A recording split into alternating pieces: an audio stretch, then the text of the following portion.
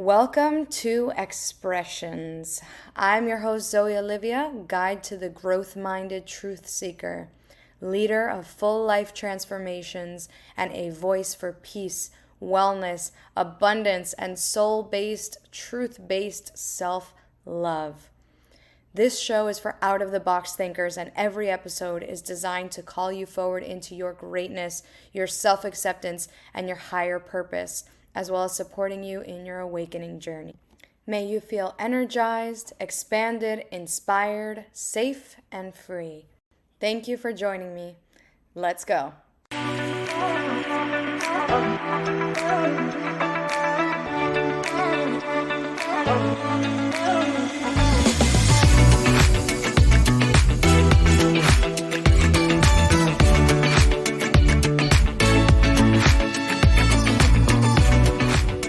Hello, my soul family, and welcome back to Expressions. I am so excited to be here. I'm excited, like I have this activated energy, and I also feel this overarching peace that I really intend that you hear, that you feel as you're listening to this, whether you're watching this, listening to this, the visual, the auditory, that you feel what it is that I feel. I really intend and want that for you. And before I dive in to talk about the amazing person that is joining me today and co-creating with me today, a couple of things just in general. Overall, like I always start out, a tremendous amount of gratitude for everyone who gives their time, their attention, their energy to receiving in this way. I honor you. I have so much love for you. I'm so excited for you to be here with me whenever it is in this time space continuum that you're listening to this. As it comes down to me, I am currently running a peace offering. So I seasonally talk about my offerings on here, and what I have live right now is what I call the peace offering. So that's 15 to 30 minutes. We get together, we talk, and in that container, my intention is to infuse you through your surrender, through questions that I ask, with the utmost peace, the utmost love, the utmost clarity and direction. And so if this is something that resonates with you and you're open to receiving it, I'm going to link it in the show notes. So, my face is lighting up because I am here. I don't know if you're seeing this or if you're watching this, but I am joined today by someone who holds a very special place in my heart, someone who I connected with. I'll tell you my perception. I'll open the floor to where she riffs with it, but we connected through a community, a beautiful community called Light Beings Community. I'll also shout them out. They're amazing. And this is a person who, through my connection with her, she has been such a beautiful mirror. She has such an amazingly gorgeous soul. Like, she's an amazing person. She's brilliant in the head, because we be having them smart, sweet, intellectual, and also just her character and how she shows up. I consider her soul family, and I am so blessed to have her here. My friend, my soul sis, we got Chani on the pod. Oh, thank you. It's a beautiful introduction. We got to do this more often. Yeah, we do. Just for that. Thank you so much for having me. We've been talking about doing this for a while, so I'm excited that we're diving into the deep end, as we say. Yeah, to Awesome. give you guys some context, Chani and I, when we connect, every time we say it, like it's either every time or every other time, that we'll be like halfway through a combo. We're like, why are we recording this? Like, there's so much Right. to the things that we talk about. And so I'm so excited that we're putting this out there and just to kind of see where we move and flow. And so one of the things that Chani and I were riffing on, I asked her a couple days ago, like, what could we talk about on the pod? And she came out with plant medicine. And so I'm gonna be honest. I always say that as if I'm not being honest. I'm like, I'm gonna just be honest here. For me, I felt like a fear, like a threshold of like, oh, and then I realized instantly, as soon as I felt that fear, that it's a yes, because that's the kind of person that I am. We're not going to shy away, especially on something called expressions, where we're really kind of feeding into what's coming through us. Even if we're uncomfortable or scared or whatever. And I'm, more than anything, I'm so curious to see where this is gonna go. What do you think, Chani? Yeah, I think when we were talking the other day, the reason it came up, I think, like I was saying before we started, like it was part of the conversation we were having. And And so I think it was really top of mind in that way. And I think the way that you and I have come together through the light beings, through creatorhood, understanding that there are so many tools available to us in our journey and so many ways that we can access ourselves through the support of whether that be other human beings, plant medicines, mentors, programs, books, meditation, right? Things that we utilize to reveal more of ourselves. And because we had just been talking about plant medicine, it was just like light bulb, right? Like that was the thing that came up. And I really think it's important, like as we navigate the conversation, that it's that perspective that people can either, if they can step into it, hold space for it, explore within it, and become curious, because end of the day, right, like plant medicine's not for everybody, right? And that's okay. When it shows up in your reality as something that's an invitation and there is a call, it can be one of the most powerful experiences that allows you to unfold in ways that you might not have otherwise. Or if you do have opportunity to, when you do it in a way that's truly supportive, the ceremonial aspect of it is something that really calls you to depths of yourself that I don't think anything else really does in the same way. And I do just want to say, like, it's not necessary, right? Like you can reach those depths without the plant medicine. And so again, I just open up the space of the conversation to curiosity, inviting that in, and inviting in the spirit of exploration so that we can navigate what plant medicine represents to us as a consciousness, as a species living on the earth, which is what we're a part of, and that plant medicines come from that, while at the same time knowing that everybody's at a different place in their spiritual journey. And so while it can offer this beautiful depth and ceremonial invitation to becoming more intimate with oneself, it's not a necessary ingredient to that end for everyone. Yeah, that's just even like the way that you speak, like there's so much power in these words. And it's even like starting with the word medicine. That's kind of what's on my heart. I think and see so much in words, like I see them visually spelled out. And so when I hear that, it's like, if we put medicine on the table, right? Yeah. What does that mean? And how can we honor that there may be this collective perception, and I use the word perception because that invites us to say that this may not actually be based in truth. Let's open our minds right to that perception, that medicine has a connotation of harm.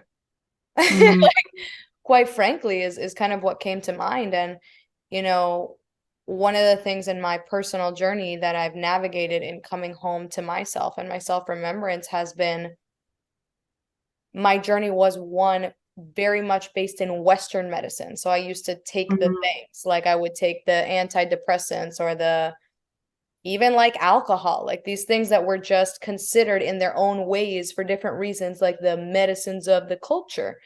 And then I kind of swung into this aversion to medicine. I stopped drinking, got completely sober, and, started to kind of be like Eastern medicine, yeah, Western, and kind of swing to that side of things. And then really coming home into what you tapped on so beautifully, like that we can have this access at any point.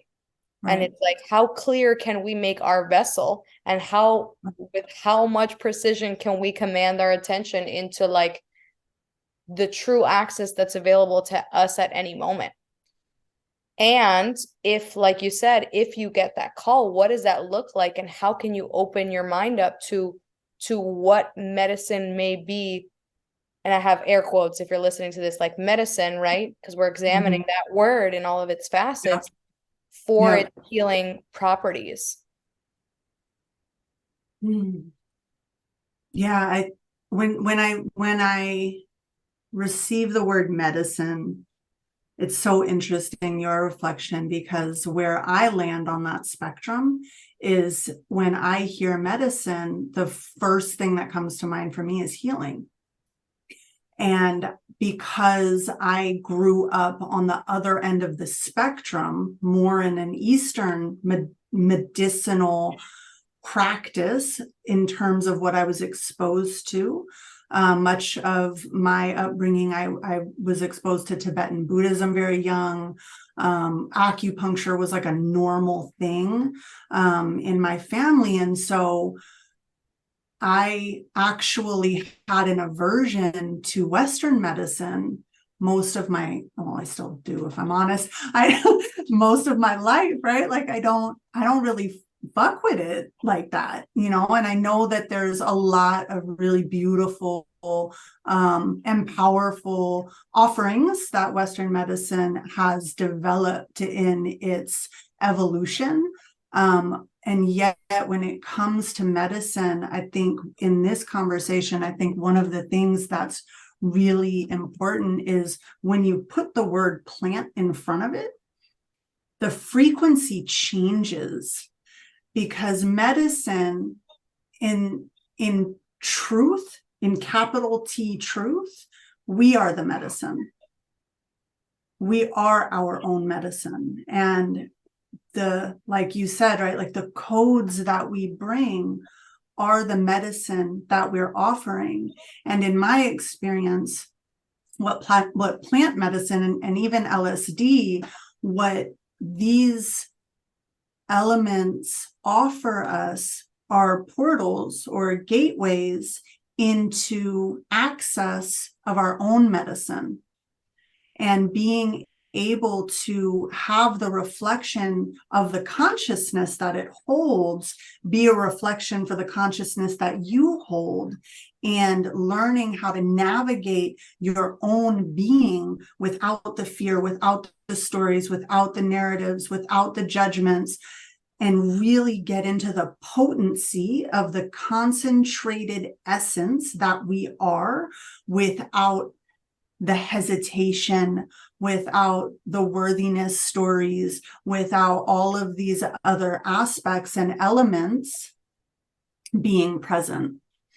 So I think that when I think of the word medicine, like that's the first thing that comes to mind, is when you throw that word plant in front of it, that frequency changes. And then also, just like responding to what you were saying earlier, when I think of medicine, I truly do, like my mind immediately goes to healing, because I don't really consider like the Western medicine as something that it just doesn't come up in my consciousness, because it's not a part of my field, in that way. Yeah. And it's so interesting as I'm receiving this.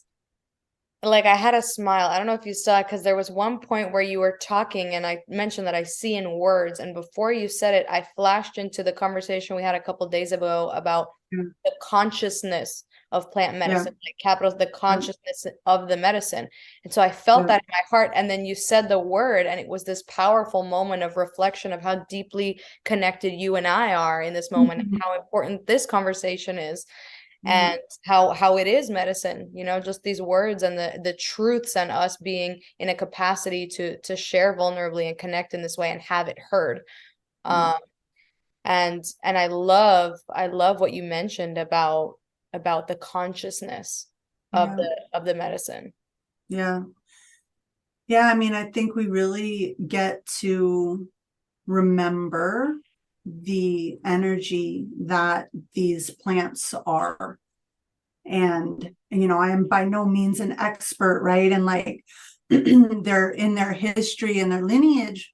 And yet, when you engage with ayahuasca, or you engage with mushrooms, or you engage with sananga, right, which is a non-psychedelic medicine. And I think that's the other thing that's really important for people to understand. Like, if you're listening to this and you're, fresh off the street in terms of the understanding of like what plant medicine even is, it's like you don't have to go from 0 to 100. Like, ayahuasca is a very, very intense medicine, and there are so many things that are offered to us from the earth that before you even get to that, to explore. And our mutual friend, right, Alex, like, has a beautiful way of understanding and explaining like that progression that you can take. And again, everybody's different, right? Like, for me in my journey, like, I deep end, right? Like, really early in my journey, I went all in. And over time, what unraveled for me was understanding the ceremonial aspect of it, although it was clear to me really early on, like, oh, there's something special here. Like, there's something happening in my mind that I actually want to hold on to, that I don't want this to be fleeting. This doesn't feel recreational, right? And, when you're 13 years old and you're having these experiences, it's a very different energy that you're stepping into. Whereas now I understand the ceremony of it. And what I think, again, all plant medicine is giving us is access. And it's not that we don't have that access already. It's like a trap door. It's like a hidden door, right? It's like you could climb over the mountain. Exactly, right? Like, you could go around the side, you could knock on the front door, right? There's this other door. There's this trap door, this hidden door, that if you go through that, you can get to the same place quicker. Or you might go through that trap door and be like, I'm good, I'm gonna go around, right, and come back out. That's possible too. So everybody's different, and I think the experiences that I've had with plant medicines have been so profound and so beautiful and so enlightening for my own journey. The deaths that I've experienced within ceremony, the fears that I've faced within ceremony, the laughter that I have embodied, the joy, right? Like, all of these different reflections that have come up for me in being in ceremony have only strengthened my relationship with myself. And so I think going into it with intention is like really the most important thing, and cultivating a relationship with the medicine before you step into the ceremony. Because we're always in ceremony, right? Like, really, when you come down to it, everything is sacred and everything is ceremonial in nature if you approach it that way. And so when you honor it in that way, if it shows up in your reality, like, hey, this is something for you to explore, and you're like, yeah, that resonates, this is something for me to explore, from that moment, you get to be in communication with the medicine. From that moment, you get to, like we were talking about the other day, right? Like, have this conversation of, I am willing to learn from you.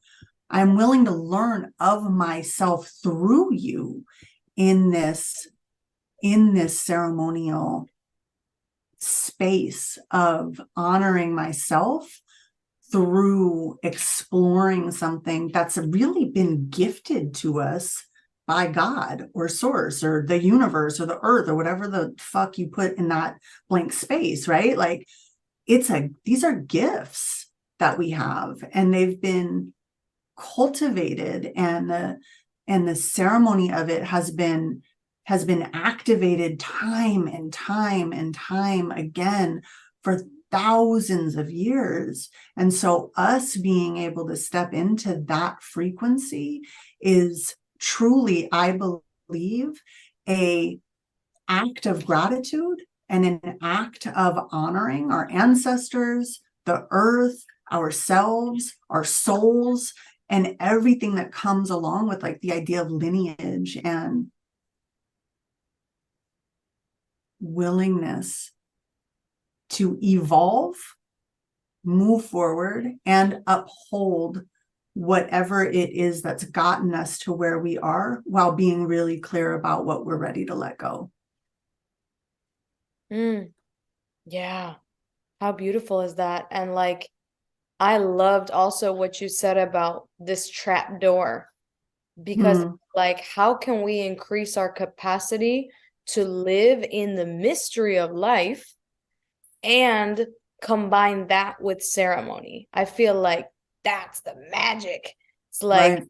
listen, if you're listening to this, it's like asking yourself, what is my capacity to believe in, to witness, to observe, to partake in, to embody the mystery, that magic that falls outside of the norm or the logic, and to hold myself through fears, to hold myself through self-doubt or judgment or whatever like comes up in relation to mystery, and to really start to open my eyes to it. And in my own particular journey, it's like my life has shifted so seismically for the better once I was able to really see the truth that absolutely everything is magic and absolutely everything is ceremony.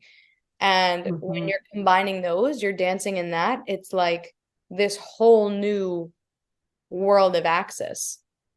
And also, I'm called to share like something that comes up, like the word structure, kind of flashes in my brain. And so I don't know if I'm talking mostly to myself or outwardly, but it's like, I feel like there also might be this conception of like, oh, and then like you lose your mind or whatever it is. And like, I do think that structure is important, like to have that foundation and that centerpiece and that routine, and to also dive deep, if that makes sense.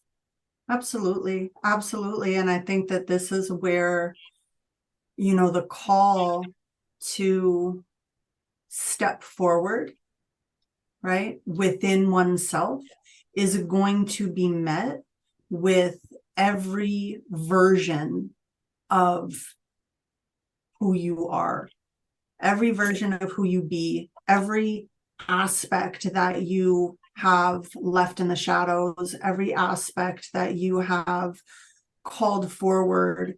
It's all going to get met, because when we answer that call of I'm going to move forward, I'm going to consciously evolve, all of those things have to be met. And you're right, without structure and without consciously creating space for all of that to be met, it can get really fucking chaotic. And like, we already live in a pretty chaotic environment on this planet, right? And like, depending on how attuned you are, at the moment you make that choice, at the moment you make the decision to like, I'm going to learn how to show up for myself, I'm going to learn how to actually move forward in who I am. That moment of decision, all of the things that you've ever been and all of the things that you currently are embodying get to meet. They meet in the center. And that can be scary, and that can be all the things, right? Like, it can bring up the anger, and it can bring up the judgment, and it can bring up the fear, and learning how to meet every one of those aspects is what we get to create structure around. And like, so whether it's plant medicine, or whether it's a morning routine, or whether it's community like light beings, or friendships, or being able to ask for support, which is, as we've talked about, right, in our conversations, like something that I'm still working on, right? Like, all of these things are ways that we create structure in that decision, in holding ourselves accountable to that choice of I am going to continue to become the best version of myself possible. And whatever contributes to that is welcome. And whatever is not in resonance with that is not welcome. Yeah.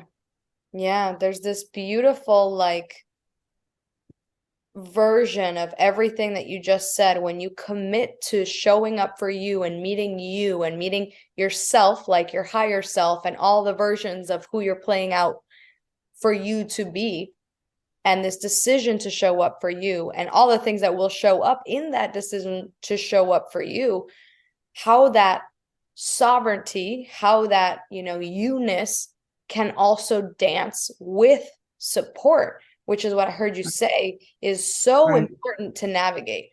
So important. Like, I'm like reiterating, like, So important. retweet, underline, exclamation point. So true.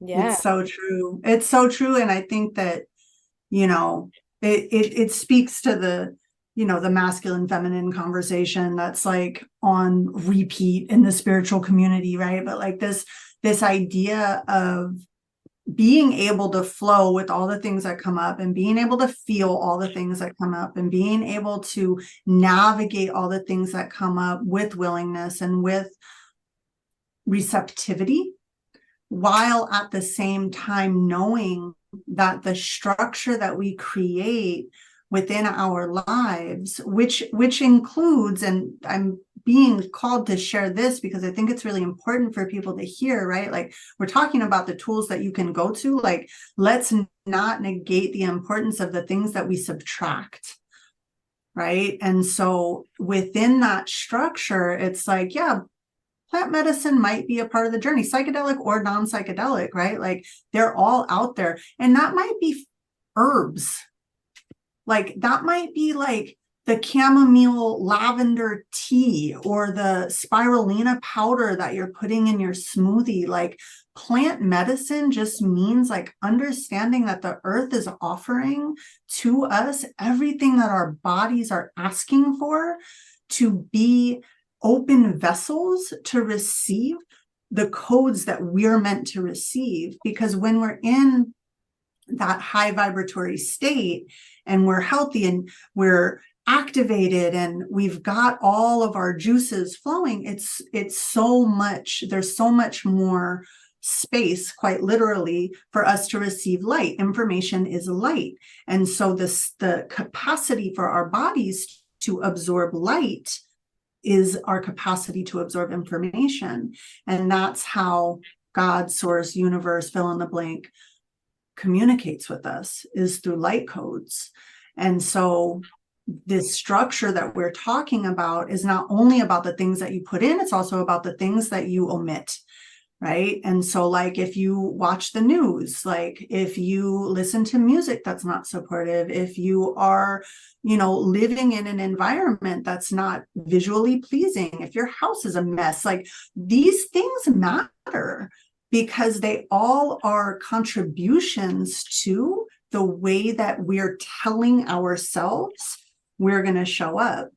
So, like, plant medicine is just one of the ways that we honor ourselves in the journey of how we're going to show up, Yeah, and I love how you talked about what we consume or omit, and like iterating, bringing to the forefront of the conversation that we, whether you believe me or not, we choose what we consume, right? So it's easy for people to say, oh, this phone is addictive and the algorithms, and it's like, who's holding it? Like, who's picking it up, putting it down? Like, let's not forget that we're in the driver's seat, and like being really conscious of the things that we choose to consume and we choose to omit, and giving ourselves, I like this word audit, like giving ourselves this audit of like, what's around me right now? Where are my standards? Like what am I choosing to accept in my people might go straight into like relationships when they hear about this, like friends or family or like partners or whatever. And like, yes, also standards of companionship and other versions of the external, like, are those up to your standards? And if they're not, how can you further own your responsibility in that versus expecting that to outwardly just change? I think is tremendously important to iterate on here to bring to the combo. Yeah, absolutely. Absolutely. And I think, along the journey, right? Like if you are someone who's made the choice or made the choice a long time ago and you're down the path or you're thinking about the choice, like wherever you are on the spectrum of what we're talking about, which is really self-acceptance, right? And stepping into the acceptance that you create your reality, right? And the thing that we talk about a lot in creatorhood and just anybody that does this work is self-ownership and is taking responsibility for everything that you experience, for everything in your reality, because these are the experiences that we have called forward to reveal to us what we're ready to meet. And so we've got a visitor. Hi, visitor. Hi. Hi, welcome to the podcast. Do you have anything you want to say? I just want to say hi. Hi. That's powerful. Yeah. Feel the love in that. Close the door for mommy, okay? Yes. Tell us more. Tell us more. They have the codes. Don't encourage. Close the door, baby. I was waiting for also Close the door, please. Hold on a second. I'm 7 years old. I love it. I was laughing because my dog is in the house too as we're recording this podcast, and I was looking at him and I had this moment where I'm like, oh, what if he barks and like, it's loud and we interrupt the flow and everything. And I'm just kind of like, if he barks, he barks. It's all music in the tapestry of life, my friend. It's definitely music in the tapestry of life with that one. Let me tell you. It said, take these codes. I said, yeah, bring him in here, girl. Any invitation will only exacerbate. Yeah. Yeah, I think self-ownership and like that, right? It's like taking responsibility that we get to own the experiences that come up, right? And so was that annoying? Yes, 100%. Do I get to meet that in myself? Yes, 100%, because it's not her, it's me. Boom. It's my perception. And the truth is, right, she is evolving as a human and just wants to see what's going on, and her curiosity is peaking and we're having a dope conversation, right? And so I can look at that and be like, oh, that's a distraction, and oh, that's annoying. Or I can look at that for what it is her curiosity is peaking, and right, and then come back to the space, so it really does come down to like, if you're choosing yourself, if you're choosing the path, if you're choosing the journey, like, you get to take responsibility for all of it, the shit you don't like and the shit you do, and you get to allow the things that you're called to access as support in. You get to dance with those things and explore more of yourself through them, and I think that that's really the beauty of how we're able to create. It's like, oh, let me see what this thing has to offer. And the more you get in tune with yourself and understand your reference point and all of those versions like we were talking about earlier, and through all of that you can find the center of you, you get to really understand the intuition to say, oh, this is something that I want to invite in and be a part of my structure. This is something that gets to inform me and that I get to communicate with, Yeah, that was so dope. I feel so blessed that that just happened on the pod, because that was this moment that you created, like the dimensionality of that, like to experience that, to meet that live, and then to like give an experiential moment to something that we were just talking about. Especially if someone is very new to the practice of, maybe they have one foot into spirituality, maybe they're familiar with like the big names or whatever it is, and they know the terms, and they're still coming to actual terms with what the process really means to understand it and then to live by it. And I loved when I heard you say self-acceptance. That for me, I was like, because it's like, that's actually why we're here down to the fractal most tiniest thing. It doesn't matter if you think you're here for anything else. It's like, how deeply can I accept myself and catch every single way that I'm not? And it's like living in the truth. And like, I love that we talked also about like our creatorhood, right? Our that we're creating our reality and that we're creating every moment. And one of the things that was powerful for me also on my journey to accept as truth, just as that is truth, right? That we create, but that the truth of myself is infinite. Like everything that we've learned to hold about higher power or, godliness or divinity or whatever, it's not outside of us. Not only is it inside, it's actually the fabric of our existence. Like it is everything. Yeah, it's everything. It's the shit. Like it's the stuff. It is the stuff. It's not like it's done. Maybe it's it is the stuff. So it's like when you say self-acceptance, because it was this powerful moment for me to piece together that like self-acceptance as divinity.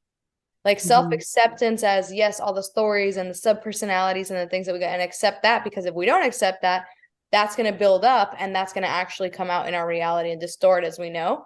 It be happening. and also the self-acceptance that like I am divine, and not from and having this moment of understanding that that's not coming from an arrogant place. It's coming from a knowing that that comes with a tremendous amount of responsibility, because we are in connection to all. And if I'm divine, you're divine. And so is this pencil. And so is my neighbor. And so is, and so on and so on.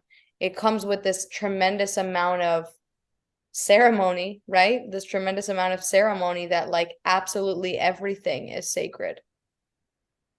100%. And I think that going back to plant medicine, one of the first things that I was shown was that there is no separation between me and the universe. It was one of the first things that was revealed to me. I was pretty young, was that understanding. And I think when you really get into the quantum and you get into the field and you start to understand how that shit is even applicable on a day-to-day, like how does something like quantum mechanics or quantum physics even become relevant to me, is in exactly what you just said, that we are made up of God particles at the most granular, most cellular level. The intelligence and the divinity that is what we call God or source or universe that is what is within us. That's the intelligence of our bodies. That's the rhythms of our breath. That's the neurological networks of our mind. And it's rewiring the order in which we orient ourselves to all of those mechanisms that allows us to remember the truth that we are divine and that we are sacred and that we are worthy of allowing ourselves to have the most expansive experience that we can have. And the orientation is heart leading, right? The orientation is, let me speak from here, feel from here, translate from here, and allow anything that comes up to be filtered through my heart first, so that whatever story comes up, whatever thoughts I want to cling on to as rationale for why, I already have filtered it through my heart. And so the noise is gonna be a little bit softer, the stories are gonna be a little bit kinder, the words are gonna be a little bit wiser, just because I've let it touch my heart first. Mm. Mm. The power of the heart. I'm smiling because of how this conversation has evolved and gotten here. And then as you were talking, I had this beautiful moment as you were talking that I went up into mind. And then you were like, I brought myself through your own words, like, oh, into your heart. And all my mind just went, whoop, we're in through the heart. And I think it's so beautiful if people are starting to pick up on the way that Chani and I like communicate with each other, and what I'm seeing and what I'm experiencing from my perception is we have this dynamic where we very fully receive each other, like very, very fully and deeply, and like everything that is being said, like every thought, every direction of that person, it's like, this is the future in my belief of communication, increasing our capacity for this receptivity and like changing our definition. If this is the first time you're kind of hearing these words flow out like this, changing of what our definition is of receptivity, because we might think it's like receiving material items, right? And it's like, how deeply can I be in this moment and fully receive and fully listen and fully see the person that I'm with, or the task that I'm doing, or the tree that I'm looking at, in all of its different types of ways, as I navigate and like allow it to fully bloom into its completion. And then I even like, her and I have like, we'll like take a breath, and then we're just kind of like, then we do this. And when we talk on the phone too, like, even though we're eager because we have something else to say, because it's like so much juice that we're getting into, we fully receive, and then we take this breath and we're like, because it's like we fully receive this reflection, of each other. It's amazing. Yeah, I receive that. Amen. Yeah. I think it's beautiful to remind everyone who is manifested this conversation in their field, right? That receptivity, I forget sometimes that I have redefined words to such an extent that I think the way most people maybe think of them, I'm like, what? That's because I don't even think of material anything when I think of receptivity. I'm like, that is in my mind, like in my field, receptivity is only to do with what we are allowing ourselves and what we are willing to. We were talking the other day about this very nuanced difference between being willing and allowing, right? And I think when I feel into receptivity, it is everything to do with spirit.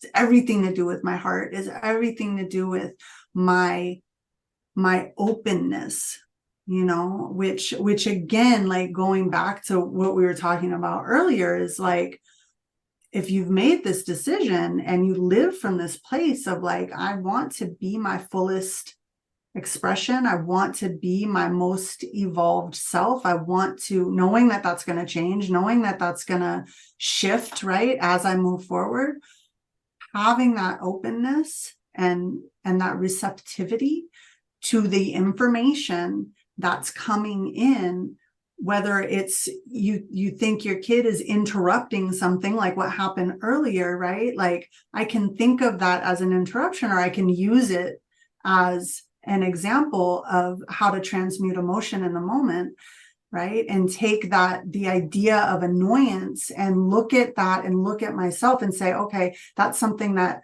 I get to meet. And that's receptivity. That is being open to the information that's showing up and allowing ourselves to be willing to meet that. And so I get to later, speaking of tools, right? Like, I get to later go in the mirror or go into meditation or go into prayer or go into contemplation and say, I see you, and I felt you, and I honor you. And what is it that you would like me to know? What is it that you would like me to see? And I get to have a conversation also with my daughter. And I get to meet her in where she was in wanting to be seen in that moment, right? And I get to explain to her the ways that we get to show up in a space when somebody is having a conversation like this, and what it looks like to honor that and be a support, right? Because our children are just mirrors. They're just like, everything is just a mirror. You're just my mirror, you know, she's just my mirror. And in any mirror that I look into, if I'm truly looking at myself, can I find a way to accept what I'm looking at as divine?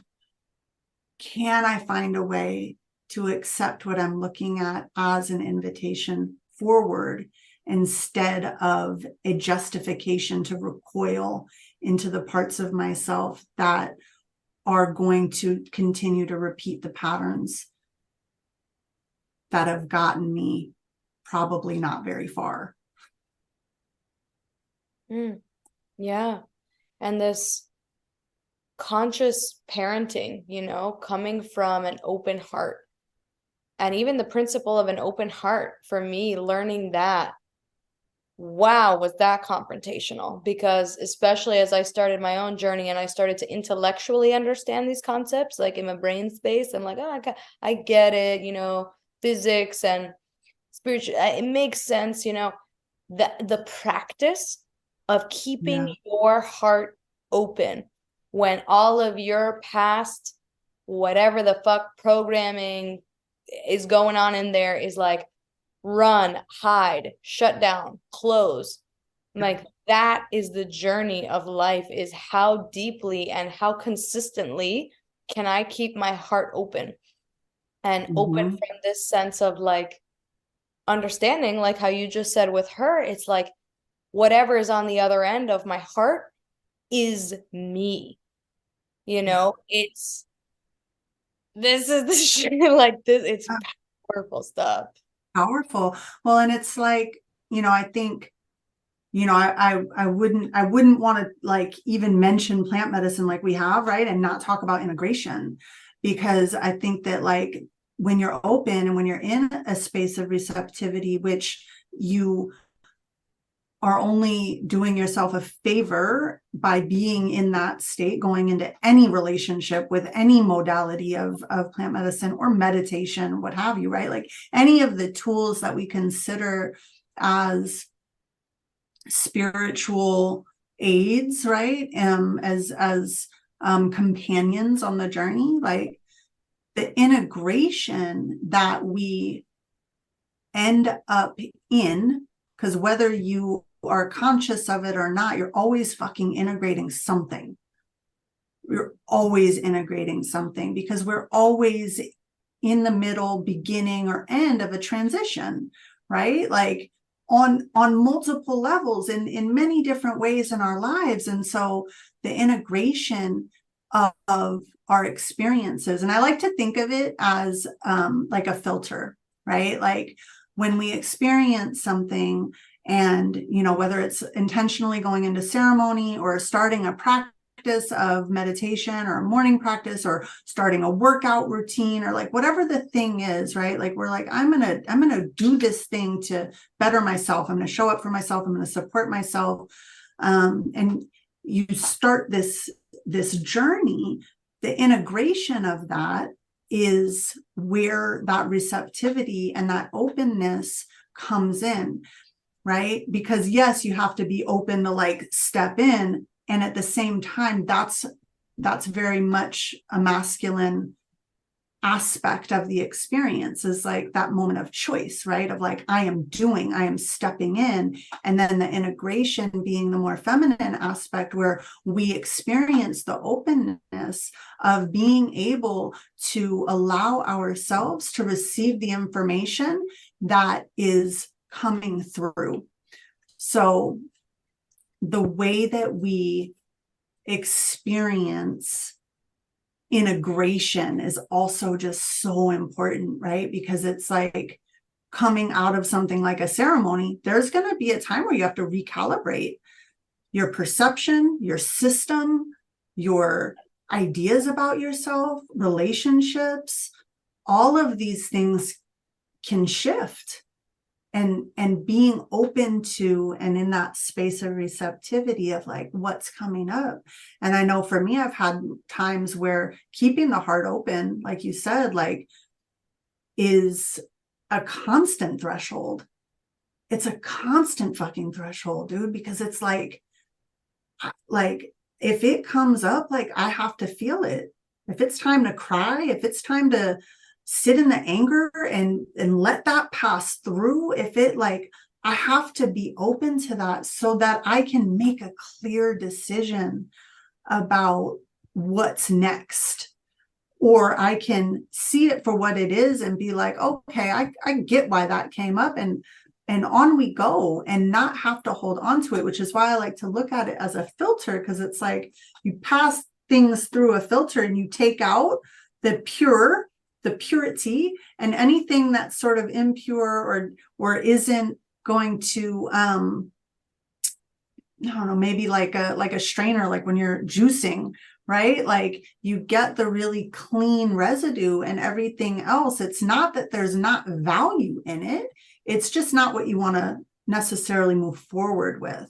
And so a strainer, a filter, whatever, like that's what we are. Like we're filters. We're constantly filtering our experiences so that we're moving forward with the really clean, pure energy that's going to resonate with who we're becoming. And when we don't do that, when we don't act as filters, that's when we end up carrying a lot of really yucky, sticky, dirty, like energy that, and you feel it in your body. You're tired all the time, or you're frustrated in your relationships, or right, like you're not making clear decisions, right? And like that's why it's like you have to filter, and to do that you gotta be open, because you have to be able to discern, like, yeah, this is for me, and this isn't,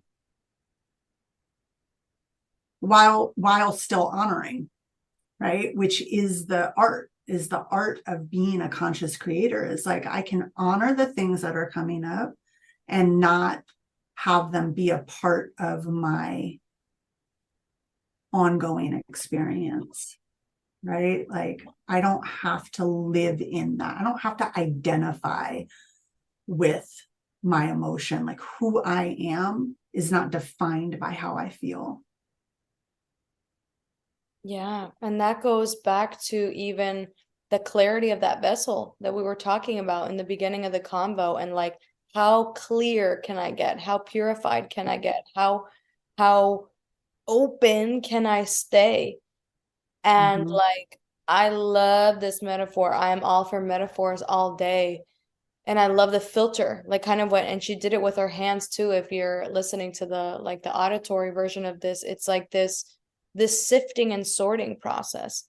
And then exactly how you said, you're like, and also honoring, because it's easy Yeah. for us to think like, well, maybe I'm just speaking from my perception because I've done this, right? I'll be like, oh, the icky, like, ugh, like the dirt and the ground, and like it's like that perception, and then I forget that those are actually my aspects and my shadows and versions of me that when I put a judgment on them, I'm kind of still keeping them around. Not kind of, like I'm definitely still keeping them around, and I'm Yeah. perpetuating a separation between that which we know is never actually possible. So the energy actually builds.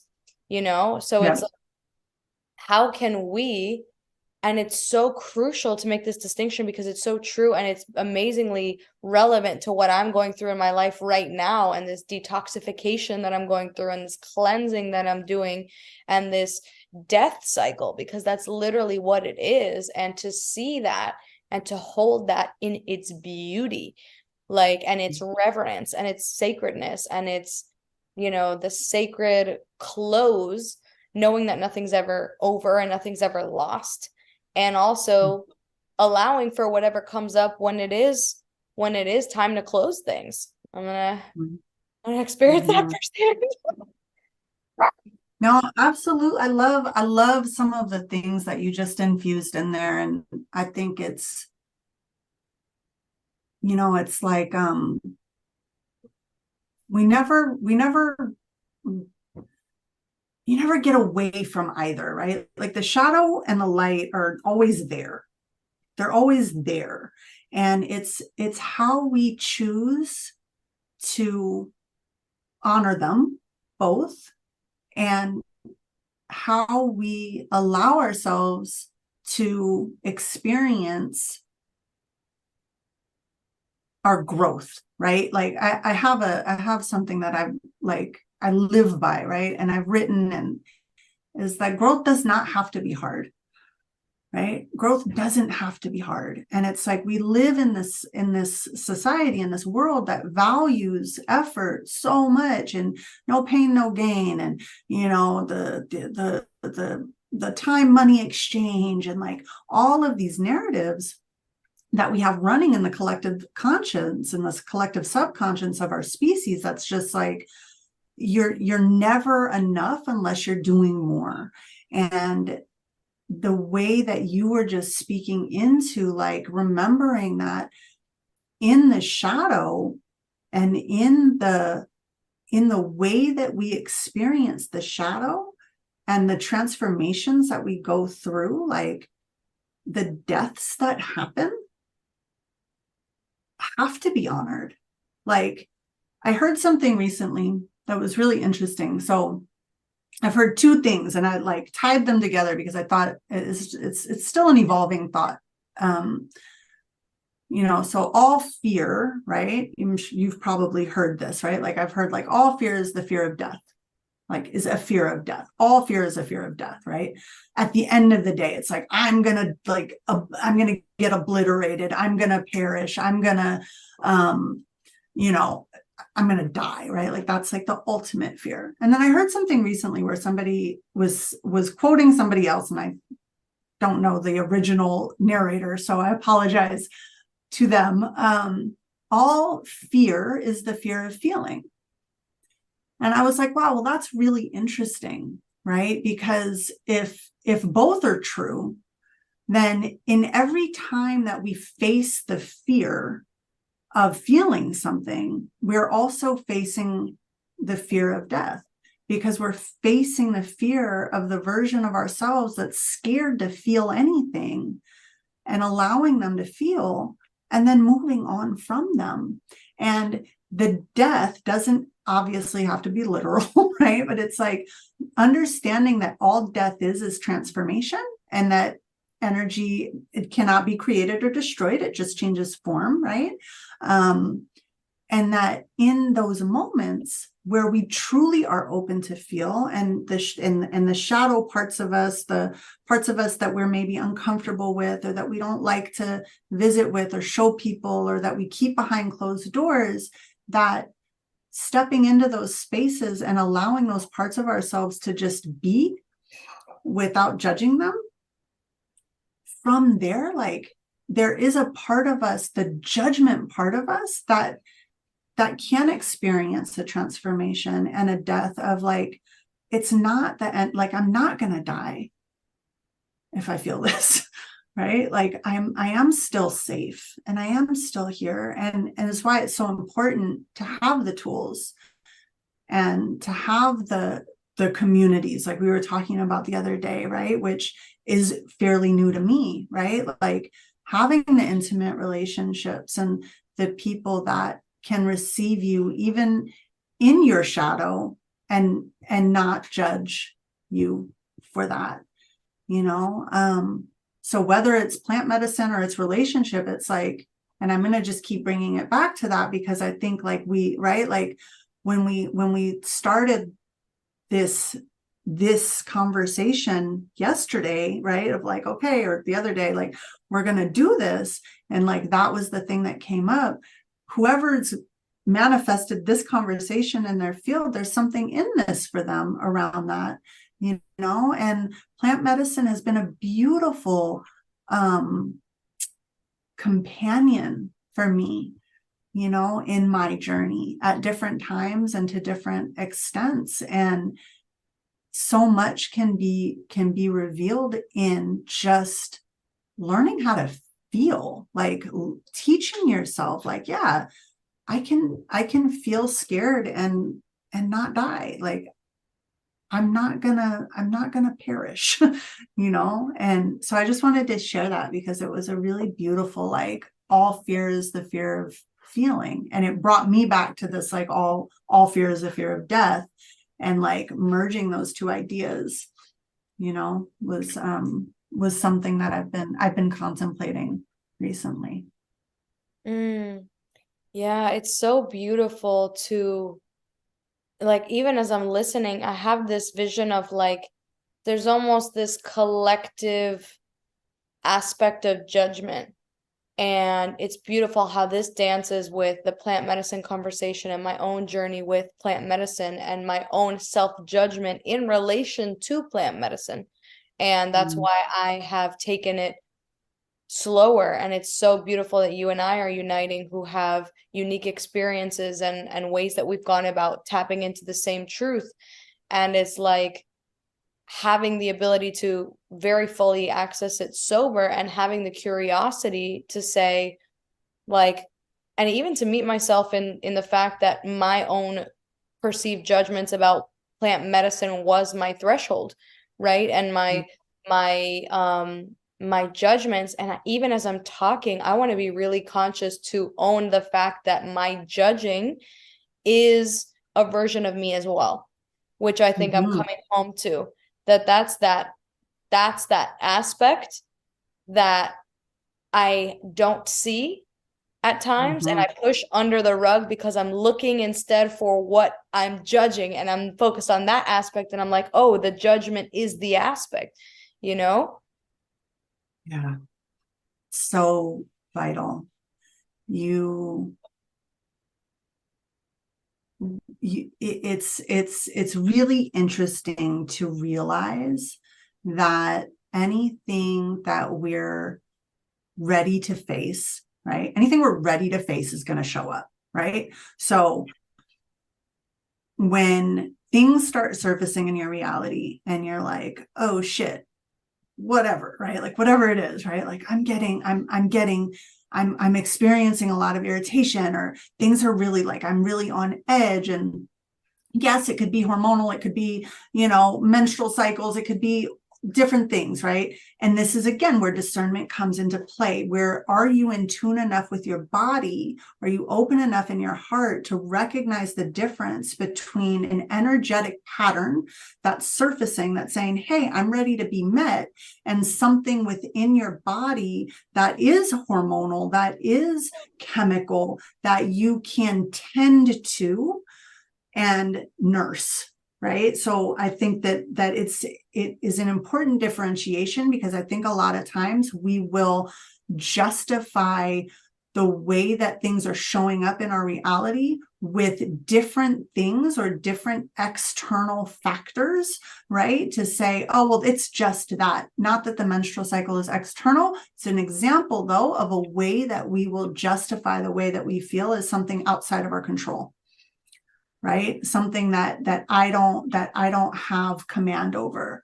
And so like when we step into this space of like, okay, things are showing up, like things are showing up for me. And I'm like, this pattern, there's a pattern here. I've been this lately, right? Whatever this is.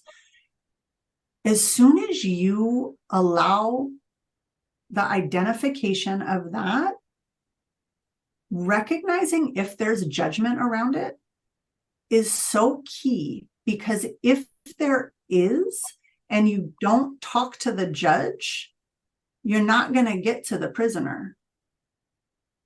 Like, you have got to go through the judgment in order to actually get to the feeling. Because otherwise, all you're doing is like writing letters. It's pen pal shit. You know what I'm saying? They're in the penitentiary, and you just, oh, I love you so much. I can't wait till you get out. You know what I'm saying? And that's not, you're not going to actually meet, right? Like, so you have to go through that. Just a great analogy. You have to go through the judgment in order to actually get to the prisoner and have the face-to-face and really be in touch with what that is, because the judgment will always stand in the way, because that's the most pronounced protector within the ego, right? Like that's the most chest up, shoulders back, right? Clench fist is the judge, because the judge knows. Right? Like the judge is like, no, motherfucker, I know what you are.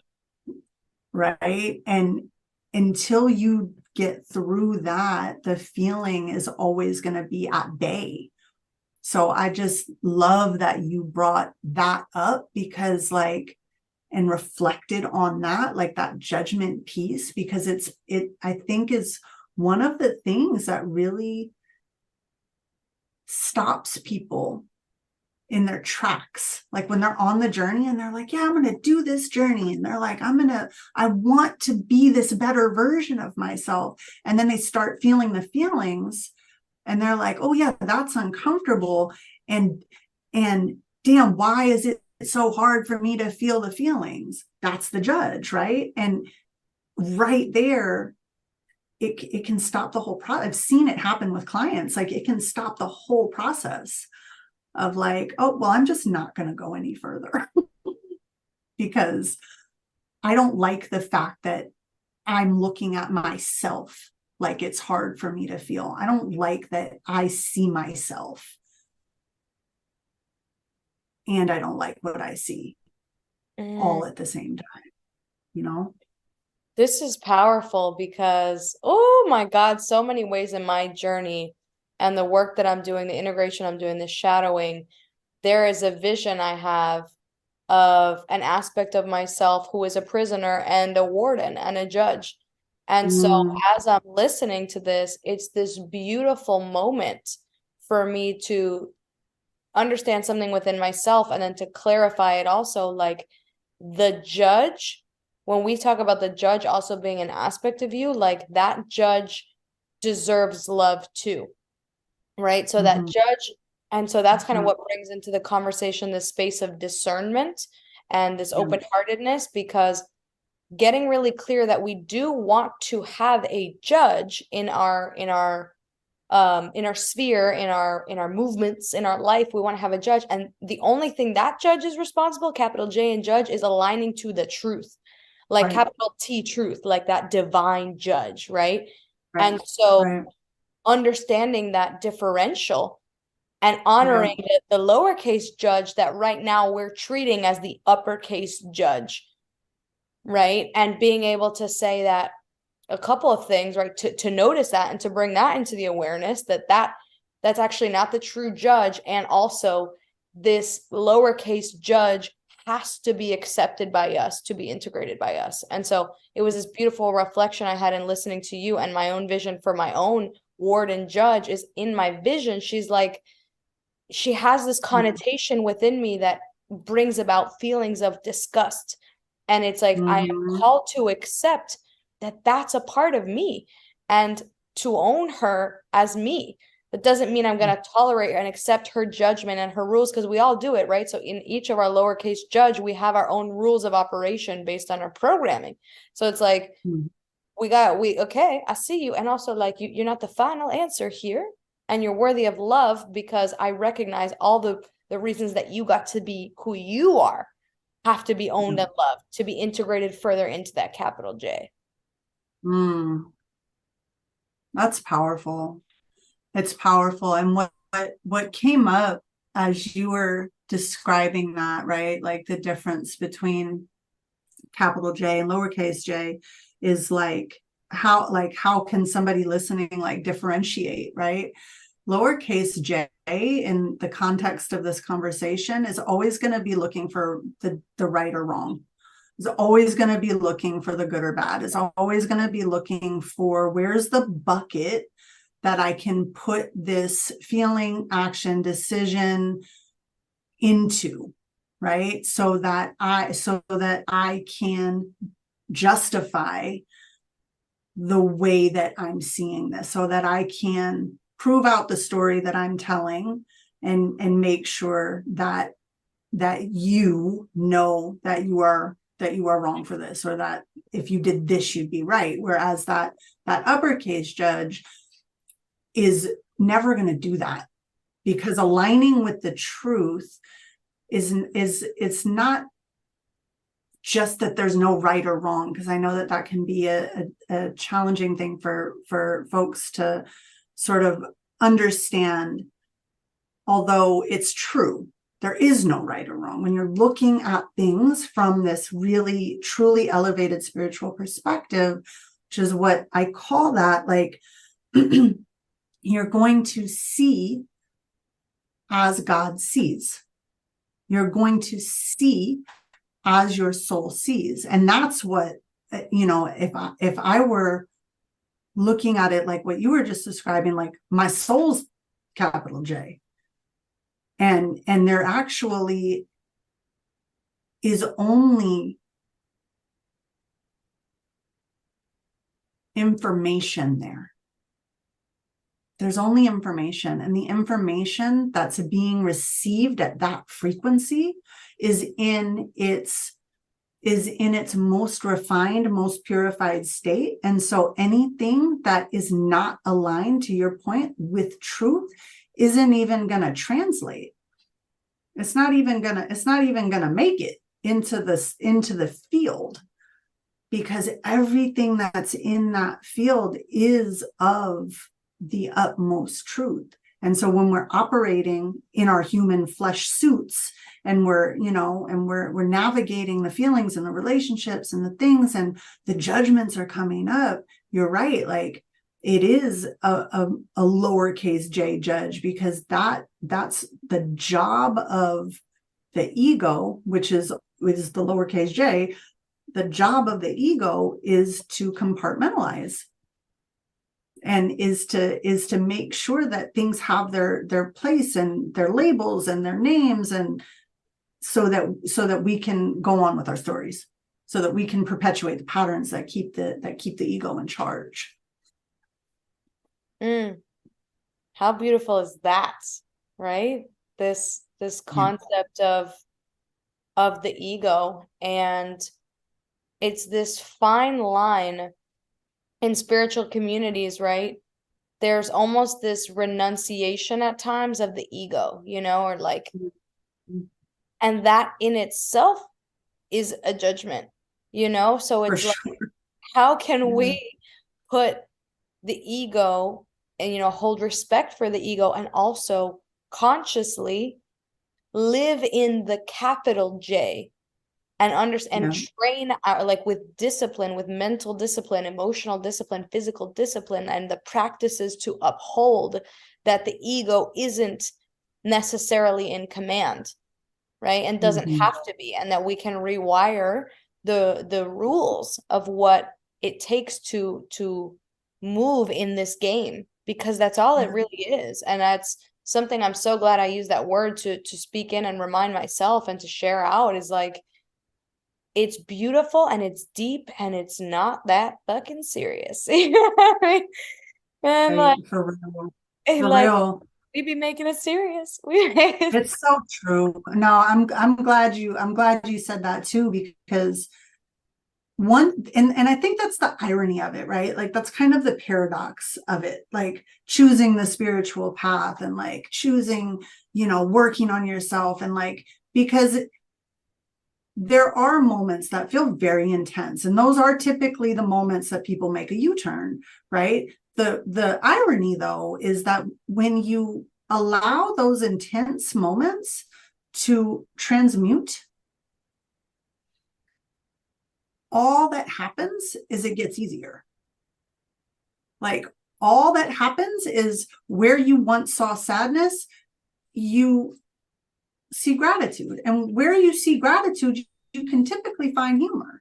And right, like there's a lightness that, yes, there's a lightness that comes up in our experience when we go through the intensity, and so it's like, yeah, it is. And people go through some really fucked up shit. Like we go through things that like I would never want to minimize or dismiss. Like we go through things, and we get to go through them. Right? Like we actually get to go through them and come out the other side of them with a lightheartedness and with a capacity for that openness. Like the openness is like, it's not just to like, oh, I'm open to receive the feelings, and like to your point, like it's all this like intense fucking like dramatic, like, no, it's like open to all of it, the beauty, the humor, the love, and yes, the anger and the fear and the guilt, and like it all gets to show up, so for sure. I'm glad you mentioned it too. For sure, for sure. Yeah, it's really beautiful, this process that and it's confrontational, it's, Yeah. I love how you talked about lightheartedness, because I remember a conversation I actually had with Kevin about the process of what actually happens energetically as I was coming to really understand what was going on. And it's like, Mhm. when we're able to sit in and feel the intensity instead of running from it, right? And really feel the fullness of it and stay through that. It's like this thing, and it's like this visual that came up of like, I where I'm going with this is Pac-Man, right? If you're not watching us live, it's like there's this little piece, and what comes along, which could be the intensity, is actually integrated into a deeper and fuller capacity of Right. the truth and the power and the expansion and the love and the light. Like that's Yeah, actually you just how it have works. more. Yeah. Yeah. Yeah. Yeah. More space, right? More space to hold, more space to experience, more space to be, more space to express, right? More space to feel. And I think it's like I was referring to earlier about how we receive information. Information is light, right? Literally. literally, like everything is made of light. The entire universe is made of light. We won't go down the quantum physics path right now. Next episode, we're gonna go there. We'll just say that though, right? Everything is made of light, and light holds information. So down to our DNA, down to the molecular structures of our bodies, we're made of information, and it's how we function. It's how everything moves involuntarily within our systems. And so as we move through, and I think, it is important to remember, like, yeah, life does get hard, and then it gets to get better. And all it gets to do is get better, because everything is truly working for us. Truly, truly, truly. Everything that shows up as intense and as difficult and as scary as it may be, no matter what your experience has been, there's a gift in it. There's a piece of it that you called in so that you could become something even greater than you could have possibly imagined had that horrible thing not happened. And I think of our relationship to death a lot, the way that we navigate death in this, and when we lose somebody, or we experience the death of a belief, or whatever it might be, that in that grief, because grief is the great usher, right? He walks us down the aisle to meet every possible emotion that you could conceive, right? In that grieving process, like, we're liberated. We can be liberated through those experiences to get to that greater capacity, that lightheartedness, that ability to find the comedy, in all of it, which is always not too far below the surface, really. Yeah, this is such a poetic way to bring us to a close. It's like how seamless this entire conversation has been, as we talk about closing cycles, as we talk about deaths, and as we talk about what they actually reveal about the next season, and what we get to live from here on out, and what we get to experience, knowing that it's always in greater capacity, and so a lot of this conversation was my intention, is like, how can we give so much information and like codes and value and usness into this experience, to increase awareness, to allow people the possibility that they can feel all the things, and to know that what's waiting on the other side is a tremendous rebirth in every way, whether it's an actual death or, like you said, death of a belief, right? And stepping in and allowing ourselves, and going full in with that readiness, knowing that we're always going to be held. Like, that's that capital J judge talking right now, my soul judge, that's like, you're always going to be held. And so there's nothing to really be afraid of. And we learn that going through it and coming through the other side in every close. And yeah, powerful. Absolutely. Yeah. So good. So good. And so, yeah, it's to wrap us, I'll say some final thoughts, and then I'll let you see if there's anything that flows with you, and I'll close us. It's like, with this awareness now coming out of this conversation, whether you heard it, watched it, whether it's us living it, it's like, who do we get to choose to be? Who do we get to choose to be from here on out, knowing that now we have access to more information, access to deeper versions of us? Like, who do we choose to be?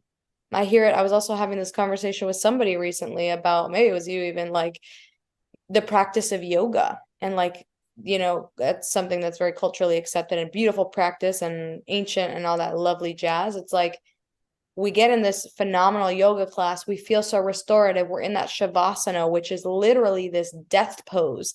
At the end of the class, it literally symbolizes the beauty of death.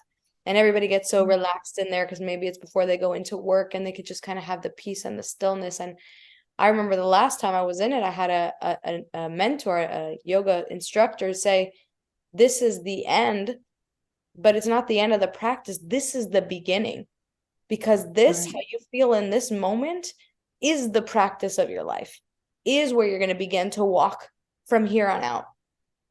So what will you choose to walk in? What will you choose to let die? Like, what is it time to release with love, knowing that it served you at one point and it is you?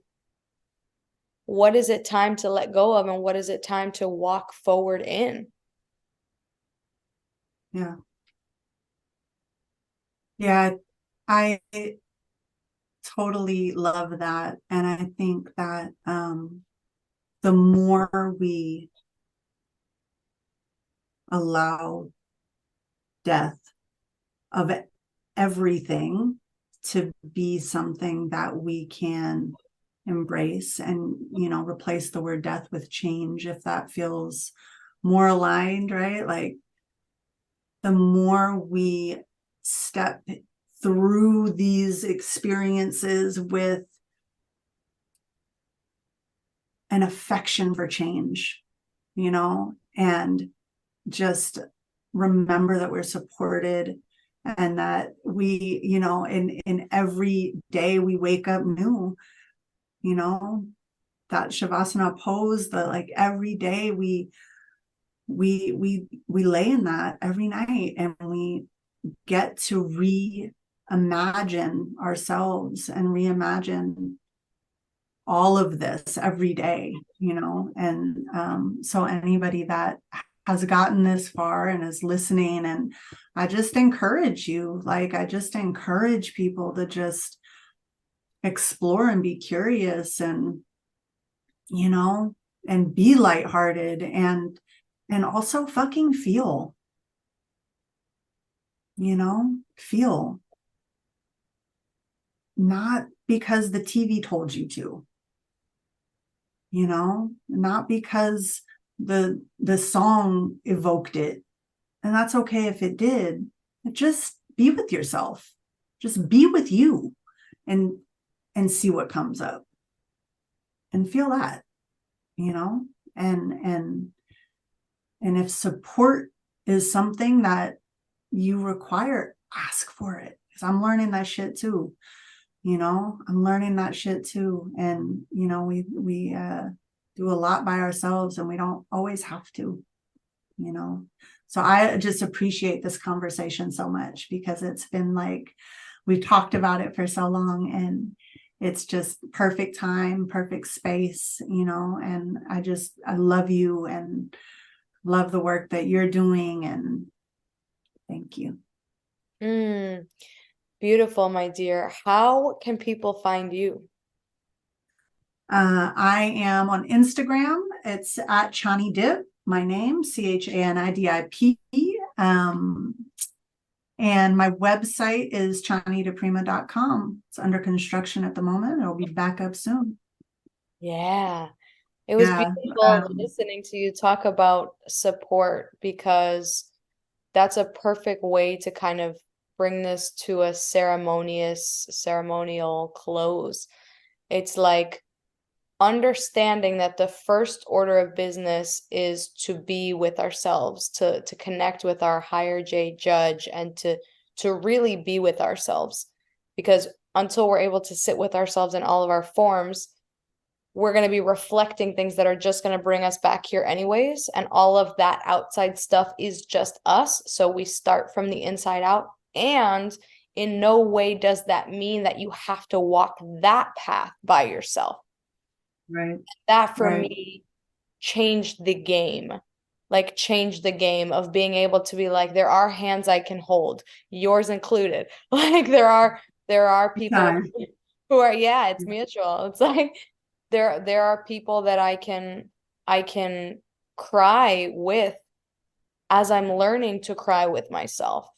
scream with as I'm learning to scream with myself, Yeah. laugh with as I'm learning to laugh with myself.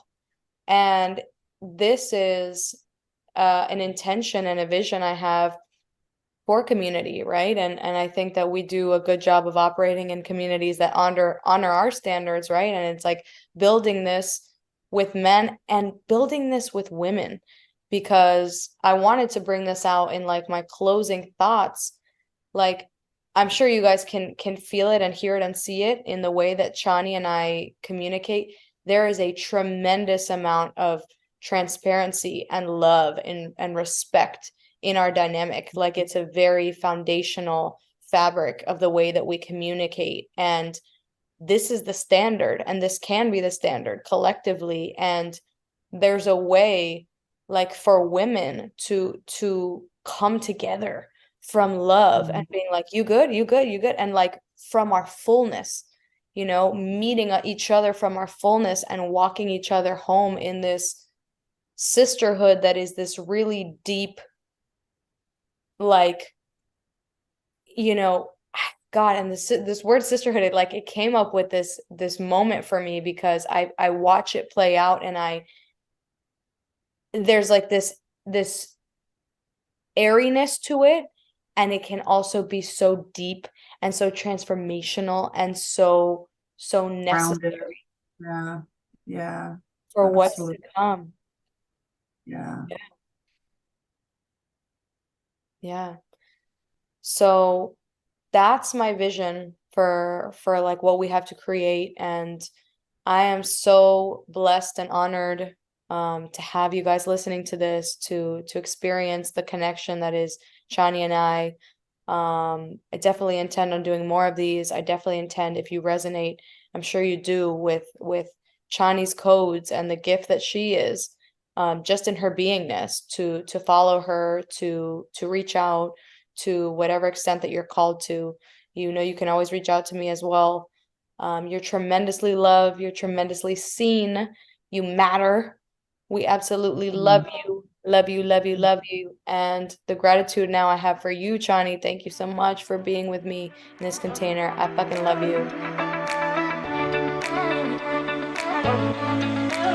you.